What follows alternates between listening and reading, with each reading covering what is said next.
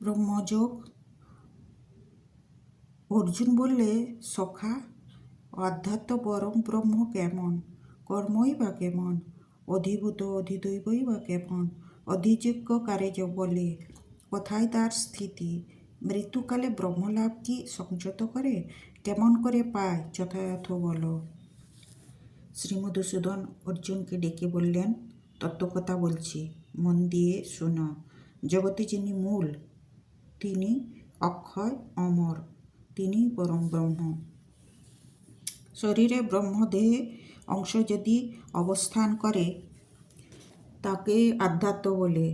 এর থেকে উৎপন্ন হয় ভূতের সংসার, এর থেকেই বৃদ্ধি পায় ভূতকর্ম। নশ্বর পদার্থ ভূত অধিকার করে, এর ফলে তার নাম হয় অধিভূত।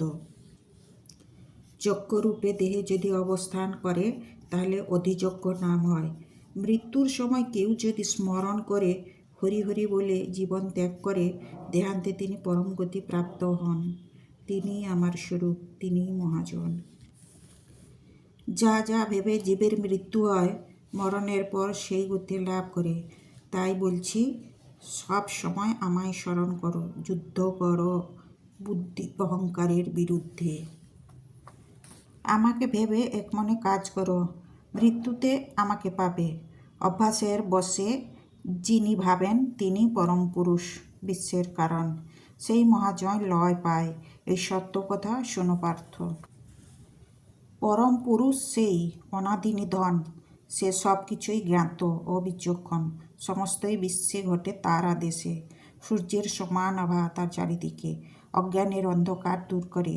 বিশ্বের ভিতরে তিনি পরম পুরুষ। মৃত্যুর সময় কেহ যদি স্মরণ করে প্রাণে রাখতে পারে, ভুরুর মধ্যে আজ্ঞাচক্রে যদি প্রাণ যায়, পরম পুরুষে মিশে যায়। বেদজ্ঞ ব্রাহ্মণ যাকে আশ্রয় বলে, অনাসক্ত মতি যার আশ্রয় চায়, অষ্টচার্য ব্রহ্মচার্য পালন করে, শেষে যে ধন লোকে নিতে চায়, সেই কথা সংক্ষেপে বলবো, কেমন করে ভবে লব্ধ হয়। ইন্দ্রিয়ের দ্বারগুলি সংযত করে, হৃদয়ের মাঝে মনকে বেঁধে রেখে, ভ্রুর মধ্যে প্রাণবায়ুকে রেখে প্রণবের যে জপ করে, এবং কেহ যদি এইভাবে প্রাণত্যাগ করে, সে আমার স্বরূপ তাড়াতাড়ি লাভ করে।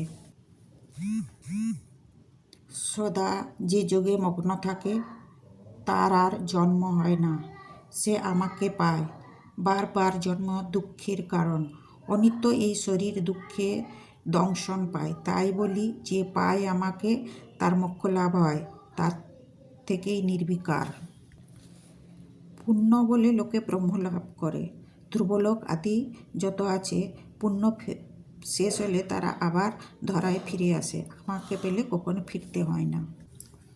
দৈবে সহস্র যুগে ব্রহ্মার দিবস ও রজনী, এই রূপে যে অহরাত্র থাকে তাকে জগতে বিচক্ষণ বলে। ব্রহ্মার দিবসে যত ভূতগণ জন্মে, অজ্ঞাত থেকে জ্ঞাত, এটাই কারণ। ব্রহ্মার রজনীতে যোগ করলে সবে লয় পায়, জ্ঞাত বস্তু অজ্ঞাতে উদয় হয়। তাই বারবার জীবগণ জন্মগ্রহণ করে।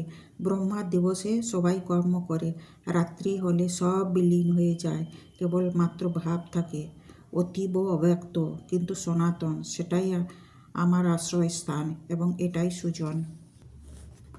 বেদে বলে পরাগতি, সেটাই দিব্যস্থান। যে প্রয়াণ করে তার জন্ম নাই, তার অন্তরে বিশ্ববাসী ভূতগণ ত্রিবিশ্বময় ব্যাপ্ত। যোগীদের দুই গতি, এক অনাবৃত্তি। যোগীদের দুই গতি, এক অনাবৃত্তি অপর আবৃত্তি। এই দুই গতি শুনো কিসে নষ্ট হয়। যে দিবস অগ্নি সমান হয়, উত্তরায়ণে যখন 6 মাস হয়, ব্রহ্মজ্ঞানী তথায় গিয়ে ব্রহ্ম পায়, আবৃত্তি ইহার নাম। যেখানে রাত্রি ঘর ধূমময় দক্ষিণায়ন, সে 6 মাস থাকে। কর্মযোগী তথা যায়, থাকে চন্দ্রাকারে, কর্মফল শেষে ভবে ফিরে আসে। শুক্ল কৃষ্ণ দুই গতি, আবৃত্তি শুক্ল নাম, অনাবৃত্তি কৃষ্ণ।